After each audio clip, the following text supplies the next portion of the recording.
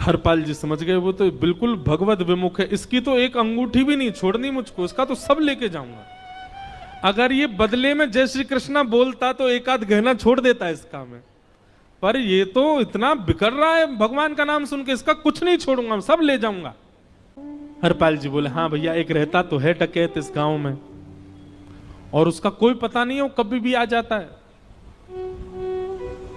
लेकिन एक मार्ग जंगल में होकर के है, उसमें गांव में नहीं जाना पड़ता, जंगल से गुप्त चुप निकल करके पूरे गांव पार हो जाएंगे, आप शहर पहुंच जाओगे, उसका रास्ता मुझे ही पता है। सेठ जी बोले तो तुम हमको पार करवा दो। हरपाल जी बोले मैं पार तो करवा दूंगा, लेकिन भगवान मेरे घर कुछ मेहमान आए हैं, उनके भोजन आदि की व्यवस्था के लिए मैं तो बाजार आया था, मेरे पे धन नहीं है, आप यदि मुझको कुछ दे देंगे तो मैं घर पर व्यवस्था करके आऊंगा, तुरंत आपको लेकर के गांव पार करवा दूंगा। ठाकुर जी ने उसको कुछ सोने की मोहर दे दी, बोले लो तुम अपने घर की व्यवस्था कर आओ। हरपाल जी ने सामग्री खरीदी, घर पर पहले व्यवस्था करके आए, बोले आज की व्यवस्था हो जाए, क्योंकि आज तो 10 साल का सब चोरी करना समय लगेगा।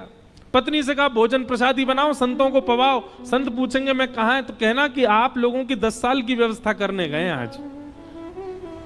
हरपाल जी लौट करके आए और सेठ जी से कहा आइए आइए चल दीजिए मेरे साथ और हमारे संगी चलना बिल्कुल।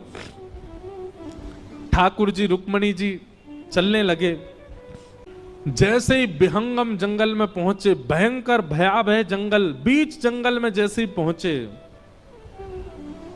हरपाल ने पीछे मुड़ करके देखा, दोनों चले आ रहे हैं। तुरंत महाराज वो तो अपने रूप में आ गया, शेर की तरह गर्जना करने लगा, अपनी लाठी धर दी सामने और अपने सिर का स्वाफा निकाल करके सामने बिछा दिया। भगवान जो सेठ जी के रूप में आया, भगवान बोले भैया ये क्या कर रहे हो? बोले मैं ही हरपाल हूं, सारे सामग्री निकालो डाल दो यहां पे, एक चीज भी मत छोड़ना, नहीं तो तुम जानते नहीं हो तुम्हारा क्या करूंगा। ठाकुर जी तो थर थर कांपने लगे। रुक्मणी जी बोली देखो कैसा नाटक कर रहे हैं, रावण के आगे नहीं डरे थे, कुंभकर्ण के आगे नहीं डरे, हिरण्यकश्यप के आगे नहीं डरे, और वो हरपाल के आगे ऐसे कांप रहे हैं। भगवान तो मन की सब समझ जाते हैं, कौन ही मारने, वो तुम भी कांपो क्यों? बोले भक्त है भैया, इसने हमारे लिए सब गवा दिया, हमारे वैष्णव संतों के लिए सब लुटा दिया, इसके आगे भयभीत होने में कोई लज्जा नहीं। लक्ष्मी नारायण दोनों कांप रहे हैं।